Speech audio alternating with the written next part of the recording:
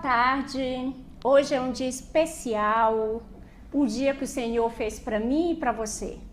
Portanto, nós temos a honra de convidar Jesus a nos usar nessa tarde e levar o seu amor a você que está aí me vendo. Portanto, abra o seu coração e deixe o Rei habitar. Hoje eu tenho a honra de apresentar aqui no nosso palco alguém muito especial. Alguém que você não vê um rosto, mas que está dentro da tua casa, através de um canal de TV aberta. E você já pode, hoje, se você não conhece, você vai conhecer. Servo de Deus, amigo de Deus, pastor, tem uma história linda, vai contar um pouco do seu testemunho, vai edificar a sua fé. Portanto, não saia daí. Boa tarde, pastor. Amém. Boa tarde, Zezé, tudo bem? Tudo jóia, que honra ter você aqui conosco. Opa, prazer, tudo meu. Prazer, tudo meu. Fico muito feliz, satisfeito e me sinto honrado pelo convite. Obrigado, desde já. Você é que ganha com isso, porque ele vem aqui para edificar a sua fé, contar o seu testemunho, contar a sua trajetória na televisão, principalmente o seu testemunho de fé, porque aqui ele veio falar do foco dele em Jesus, da força dele que vem de Jesus e da fé que fez com que ele viesse aqui hoje. Conta para mim, pastor, um pouco a sua história. Pastor, Xaropinho, como devo te chamar? Pode chamar do que quiser, de pastor, de Xaropinho, né, Xaropinho? Isso aí, Tá feliz? tô feliz. Que bacana. Eu levo o Xaropinho nas igrejas, a gente faz uma festa, né, Xaropinho? Eu vou nessa igreja, eu não entendo direito, mas dá tudo certo. Dá tudo certo, né, no final. No final dá tudo certo, Jesus está presente. Amém. Então, fica quietinho que eu vou conversar com a Zezé agora. Então, você perguntou sobre o trabalho que a gente desenvolve, como é Sim. que... eu nasci num lar de pastores, né? Que Meus bacana. pais eram pastores, meus avós, meus pais são ainda, né? Então, meus avós, meus irmãos, meus tios. Então, eu sempre tive envolvido com a igreja, né? Eu costumo falar que eu não sou ex-nada, né? Bacana, né? Ele é tudo, de bom. Eu sou uma pessoa assim que sempre teve na igreja, sempre tive uma vida tranquila, sempre tive tive uma infância maravilhosa. Eu comecei a trabalhar com conteúdo para criança com 14 anos de idade. Eu fui contratado pelo estúdio chamado Estúdio Eli Barbosa, que é o Eli Barbosa, é irmão do Benedito Rui Barbosa, que faz as novelas, né, para Globo.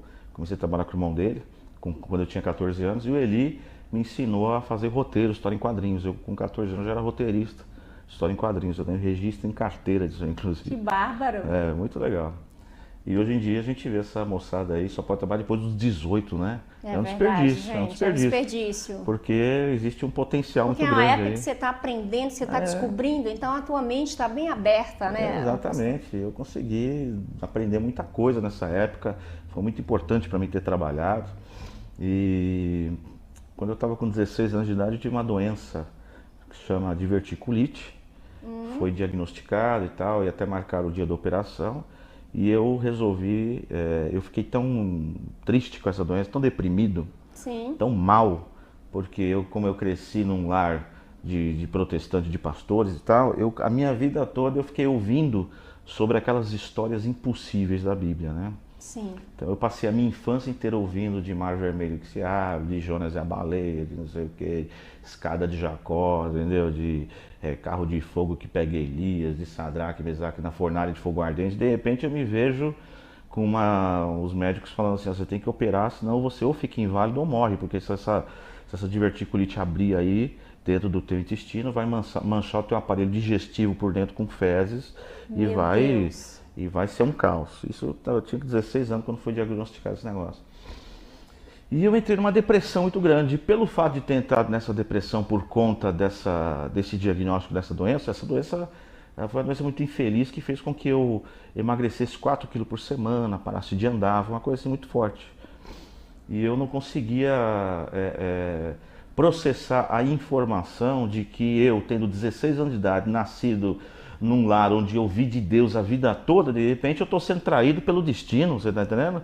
E cheio de promessas, né? Aquela coisa de que Deus vai te usar para fazer alguma coisa e você vai poder pregar o evangelho, levar o amor de Jesus. Eu falei, como é que eu vou levar o amor de Jesus doente, morto, né? Eu falei, então está em contradição esse negócio. Então eu fiz o seguinte, o Porque quando eu conto esse testemunho, eu falo para ninguém repetir o que eu fiz. O que você fez? Eu rasguei o meu pé da operação e não fiz a operação. Pela fé.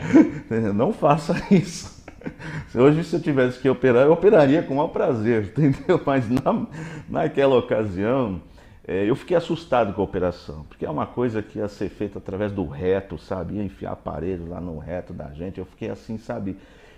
Trauma. Eu fiquei traumatizado com a informação daquilo. Você tá entendendo? Eu falei, não E é não possível. Aceitou? Você falou não? Não, falei, não. Eu peguei, rasguei a operação e falei assim, se Deus existe, Ele vai me curar. Amém. E se não existe, não tem problema nenhum morrer, eu morro. Mas também eu vou desaparecer, não vou para lugar nenhum, porque Deus não existe. Se Deus existe, existe céu, inferno, arcanjo, serafim, querubim, a Bíblia, a palavra, Ele vai me curar. Se não existe, a Bíblia é mentira, está tudo errado, sabe o que me interessa, também não me interessa nada, então eu desapareço e evaporo no ar. Claro que a minha família ficou toda contra, né? Sim.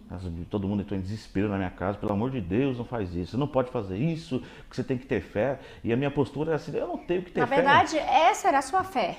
Mas eu falei assim, eu não quero ajudar Deus nessa situação, isso é uma promessa dele para minha vida, não é de mim para ele, entendeu? Okay. Entendeu? É uma coisa que está partindo dele, se ele me fez existir, deve ter um propósito, se o propósito é encerrar agora, vamos encerrar, entendeu? Então eu fiquei muito firme nisso, toda a família desesperada, né? E começaram a fazer campanhas de oração na minha casa, aquela coisa, né? Crente todo dia orando na minha casa. E nisso foi piorando muito, piorando. Até que chegou um dia que veio uma informação na minha mente muito forte, não sei te explicar como. Simplesmente uma informação explodiu na minha mente, sem saber. Você está curado, você está entendendo? E quando essa informação invadiu minha mente, eu não tive tempo eu não pensei na cura, eu não refleti sobre. Você tomou posse? Não, foi uma coisa automática. Ele falou, você está curado. Eu que vivia deitado, não levantava da minha cama para nada, porque doía, não conseguia ficar de pé. Eu emagrecia 4 quilos por semana. Ele falou, você está curado. Eu levantei da cama como se nada tivesse acontecido e saí da minha rotina normal. Só foi cair a ficha no dia seguinte. Meu Deus. No dia seguinte que eu falei, peraí, o que eu estou fazendo? Eu estou de pé, cara. Estou andando. Começou aquele desespero. Eu falei, meu Deus! Eu tô curado! Aí que deu aquela loucura assim que maravilhoso. Sabe, foi muito louco isso assim, porque eu fui cair a ficha também que eu estava curado na hora que eu estava no centro de São Paulo, eu estava na Praça do Patriarca e eu tinha uns amigos que faziam vestibulares ali na Rua São Bento, tinha um vestibular chamado Seca Vestibulares. Eu fui lá no vestibular, cheguei lá, não encontrei meus amigos, porque eu tinha passado meses em cima de uma cama, não encontrei meus amigos, fui na loja Camisaria Colombo, que minha mãe trabalhava como gerente da Colombo. Fui lá na Colombo, pedi um passo para minha mãe para voltar para casa. E a sua mãe? O que ela falou? Minha mãe, quando me viu, começou a chorar, encheu o olho dela de lágrimas. Foi aí que caiu minha ficha. Quando eu vi ela desesperada, chorando assim, e ela veio me abraçar, eu falei, e aí, o que está acontecendo? Aí que eu fui perceber, falei, meu Deus, cara, eu tô curado, cara. Sabe? Eu tive doente meses, eu tive numa cama, eu tive assim, Aí que foi cair a ficha. Aí aquilo lá foi um divisor de águas na minha vida. Eu tinha 16 anos e fiz 17 nessa época. E aquilo Aí você falou, ai, Deus existe. Me curou. Essa informação da existência de Deus, ela entrou na minha mente com tanta força que eu fiquei completamente alterado. Mudou toda a minha vida essa informação. Na mesma hora eu fui para a igreja. Você foi renovado, Deus fez nova todas as coisas na sua vida. Mudou tudo. Porque uma coisa assim... Isso com 16 anos? Com 16 para 17 anos. Uma coisa é você ouvir falar de Jesus. Outra coisa é você ter uma experiência com Ele. Né? E outra coisa ainda é você não só ter experiência, como você começar a andar com ele e aí você conhecer ele mesmo, né? Então são coisas assim bem distintas e tal. Então, quando eu fui para a minha igreja, logo depois que eu tinha sido curado, quando eu fui para a igreja que eu nasci lá, que é a igreja Assembleia de Deus do Parque São Lucas, Pastores Duarte, eu falei assim, pastor, eu quero Deus. Aí o pastor falou assim, não, vem, ajuda nós aí na mocidade. Eu falei, não, pastor, você não está entendendo, não é ajuda nós na mocidade. Eu nasci aqui dentro dessa igreja, eu estou a vida inteira aqui. Eu quero entrar no coração de Deus, eu quero ir no cerne da essência, eu quero que o Senhor me ajude, me instrua, passe informações. Como o pastor se viu assim numa situação de não ter o que dizer, sim, ele falou... Diante de um milagre que Deus tinha feito na sua vida. E diante da sede que eu estava também, eu estava com uma sede assim... Você estava apaixonado por Jesus, foi esse uma amor. Loucura. Minha cabeça pirou, foi assim... Peraí, se Paulo fez, se Pedro, se Elias, se Eliseu, E agora faz comigo também. Assim, eu quero exatamente o que esses caras fizeram. Eu quero é isso da minha vida. Eu não quero outra coisa senão isso. E aí o pastor me mandou para um irmão que tinha no ministério, que era o irmão que mais tinha experiência, assim, sabe, de profundidade com Deus, que era o pastor Zezinho, que ele estava trabalhando como missionário numa favela lá em Mauá. E aí nessa época, então, eu me mudei para Mauá, lá para a favela. Eu queria estar com o Zezinho, eu queria andar com o Zezinho 24 horas por dia, queria saber o que o Zezinho fazia, por que ele falava em outras línguas, por que não sei o quê, quantas horas ele orava. Eu comecei uma rotina de busca incessante a Deus, de muita oração, de todo dia jejum, e comecei a estudar a Bíblia porque o Zezinho falou assim, você vai comigo pregar. E o Zezinho pregava em tudo que é canto, pregava em praça, pregava em ônibus, pregava em igreja, pregava em tudo que é canto. Então eu entrei nessa rotina de busca, de oração, de jejum e de leitura de palavra, de vigília, não sei o quê, a ponto de fazer 40 vigílias seguidas, uma atrás da outra, essas coisas malucas assim, a ponto de jejuar dias até. Uma experiência muito forte. Foi uma coisa assim que eu virei um louco. Eu virei um louco, animal, assim, sabe? Um apaixonado por Jesus. Eu falo assim, um louco assim, uma pessoa assim que um João Batista, o cara que quer ficar no deserto e pregando, sabe? Uma alucinação assim que é até perigosa, que tem que ser acomedida, você tá entendendo? Tem que ter um líder ali que saiba pegar toda essa vontade, essa busca de Deus e conduzê-la de uma forma equilibrada. De uma forma que fortaleça, né? Que não que te leve a extremos, entendeu? Isso Eu digo isso até é muito importante, né, pastor? Você falar muito, que muito. isso, para quem está nos vendo, que é muito importante você ter um líder, né? Alguém que ora pela tua vida, que te orienta. Até porque, assim, quando Deus começa a falar conosco, tem coisas que a gente, né, precisa realmente sentir, mas a palavra dele fala que são duas pessoas. Se duas ou mais pessoas falarem meu nome, eu estarei junto. Isso. Então, assim, isso faz toda uma diferença, né, pastor? Exatamente. Eu percebi, assim, que chegou o ponto que também faltava conhecimento para o Zezinho poder me conduzir, você tá entendendo? Porque eu queria, enfim, a sede não acabava, entendeu? E eu ia tendo experiência, e buscando a Deus, e pregando, e tendo experiências com Deus, a ponto de ouvir, assim, informações e obedecer aquelas informações. Vai agora para tal lugar, aquela informação vinha na minha mente e eu ia. E chegava lá, tinha alguma coisa para fazer relevante, realmente, ou encontrava alguém, conhecia alguém, era coisa maluca, assim. E aí eu fiquei nessa vida, assim, alguns anos. E aí depois eu comecei a me dedicar mais ao ministério, porque eu cresci, né? Me tornei diácono, depois evangelista e tal. Com 20 anos já era um pregador do evangelho, né? Já rodando as igrejas lá de São Paulo, pregando evangelho. E aí, por conta de ciúmes de ministério, tive algumas decepções no ministério, me afastei um pouco dessa coisa ministerial, porque algumas lideranças confundem a igreja com alguma coisa que se pareça uma empresa, né? Sim. E a igreja não tem Infelizmente, nada... né, a igreja pastor? não tem nada a ver com empresa, né? A igreja somos nós, né, pastor? A igreja somos nós, entendeu?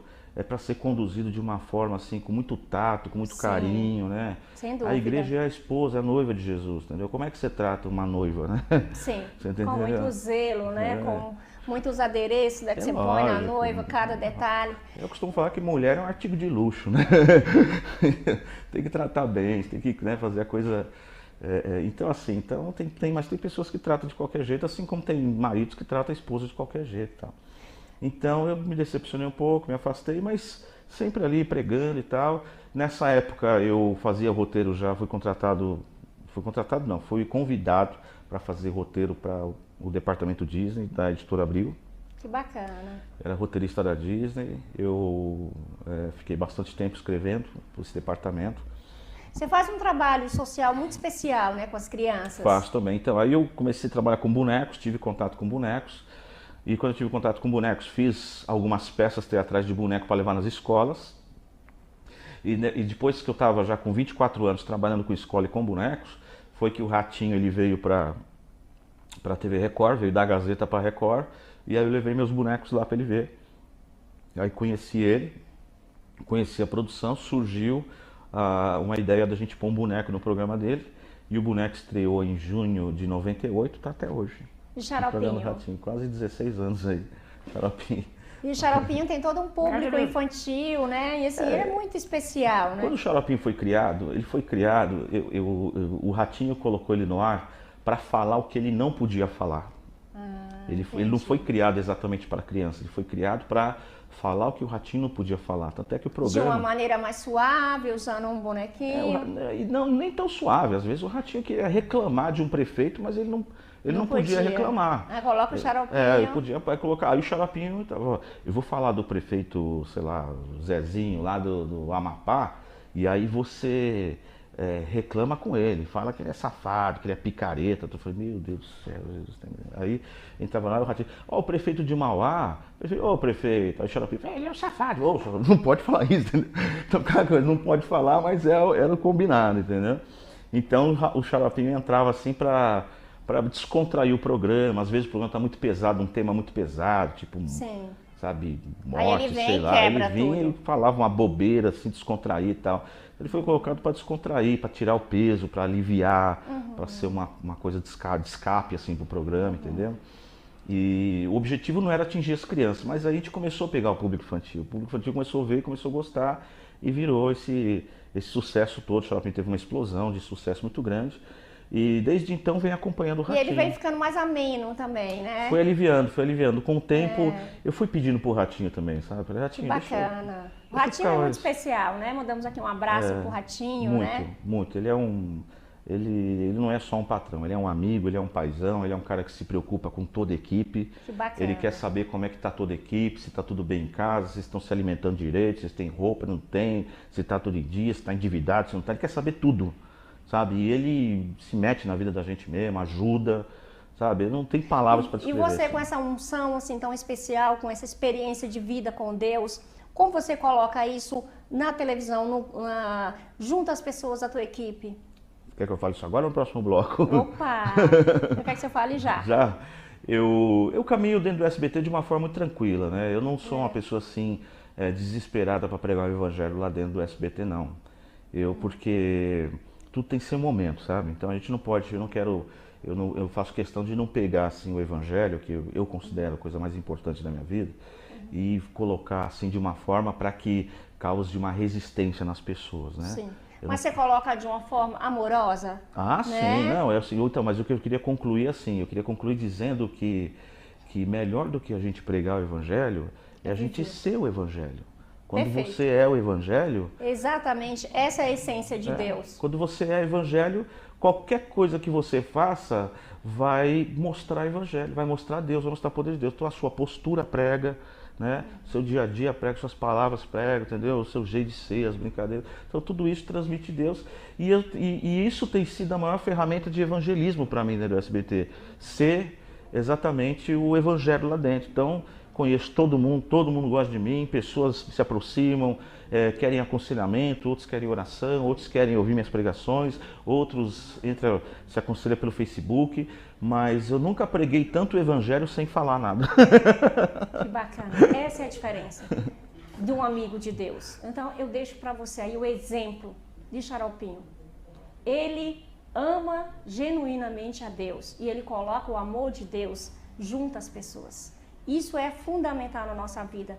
Foi maravilhoso ter conversado com você. Obrigado, querida. Tá? Parabéns pelo seu trabalho, Amém. por todas as ações sociais que você não falou aqui, mas que ele faz ação social junto às crianças, ajuda, Eu montei um né, instituto. pastor? Como chama o instituto? Instituto Xaropinho. Tem um Instituto Instituto Xaropinho. Xaropinho, que é um instituto onde a minha postura dentro desse instituto, sou presidente, tenho uma equipe que me ajuda, e eu prego o Brasil inteiro, faço show, o Xaropinho tem produtos, e toda a renda dos meus shows, dos produtos, de pregações, eu vou em igrejas pregar, as pessoas me dão uma oferta, ou me dão qualquer coisa, ou me dão comida. Tudo que eu arrecado, eu trago para o Instituto manda para algumas missões que nós temos como parceiros. Então tem a Missão Sal, Missão Vida, Missão Viva em Cristo, da qual faço parte, onde eu fui consagrado pastor. Então nós mandamos os produtos e o recurso que é arrecado para as missões. Semana passada trouxemos um missionário da Nigéria para o Brasil que estava sendo perseguido lá, porque na Nigéria estão matando o crente, né? Estão matando, então tudo trouxemos para cá. Então o Instituto, ele é um instituto que procura direcionar recursos. Os recursos que eu tenho levantado têm sido através do Xaropinho, então a gente arrecada recursos através do Xaropinho e eu mando para missões. E vivo Que do salário do maravilha. SBT, eu vivo do salário do SBT, então não preciso pegar dinheiro. Parabéns, viu? Amém. Essa é a diferença. Amém. Parabéns pelo seu Amém. trabalho. Deus abençoe, querido. Que Deus Amém. abençoe a sua vida, o seu trabalho, o seu ministério, Amém. o seu instituto, tudo o que você plantar a gente vai colher. Não é assim, Amém. pastor? A gente, Em nome de a gente Jesus. planta o bem e colhe o bem. Que Deus verdade. abençoe sua vida. Amém. Obrigado, viu? Obrigado, Zezé. Deus abençoe todos vocês. Dá tchau, Xarope. Obrigada. Tchau, Tchau, Xaropinho. Tchau, Você é Zezé. muito especial, hein? Legal. Ó, Jesus te ama, hein? Eu quero voltar aqui. Você vai voltar, Xarope? Eu vou voltar. Um beijo pra todo mundo. Tchau, pessoal. Tchau. Tchau, pessoal. Você fica quietinho, viu? Tá bom, meu Deus. Desculpa ter vindo. Esse é o Xaropinho. Bacana. Pois a minha herança, meu pai.